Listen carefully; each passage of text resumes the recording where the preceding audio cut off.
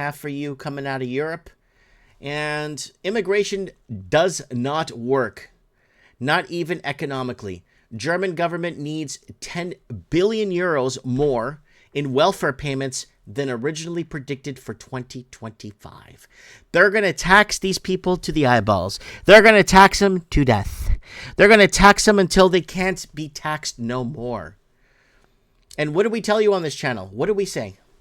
What do we steal from the movie Fast and Furious 5? When you dominate people with violence, lies, taxes, and they have nothing to lose, what do? They fight back. Thank you, Fast and Furious 5 for that quote. And that's exactly what it is and what's happening here. And we can't keep taking in more than others. Norway ends automatic asylum for all Ukrainians. So Ukraine is done. The war is fizzling out there. It's a massacre there in Ukraine, and and other countries just don't want to take any more of their people.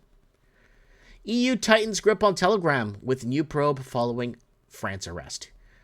And the EU is putting additional pressures on Telegram after its member countries, France, arrested the platform's co-founder, CEO Pavel Durov.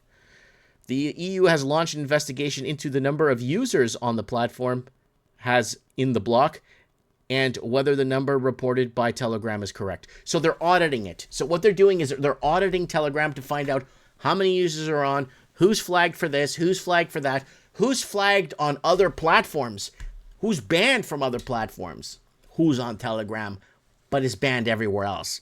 So they're going to start auditing this, and they're just going to be putting their lists together to come and get us, or come and get whoever's on there, right? And outrage in Vienna as luxury apartments for refugees spark protests. While countless Viennese have to live in moldy municipal apartments and don't even get new windows, asylum seekers who have never worked a day here are given a brand new luxury apartments. Opposition FPO politicians raged. So there it is right there. Again, in a nutshell for you guys. They're giving the infrastructure to people that haven't paid a single dime in taxes. And tensions are rising in Vienna's 10th district, Favoriten, as local residents express anger over a project to house refugees in 110 newly built luxury apartments. And what else we got here? Swedish foreign minister says country must speak openly of the downsides of mass immigration. So Malmer Stargrad admitted that in the case of immigrants from the Middle East, Africa, we are dealing with lower education and completely different cultural background. So they're dumbing down the schools so that everyone gets to pass, right? Over the past 20 years, the number of people born abroad has doubled from 1 million to 2 million, and the country's population has grown over 10 million.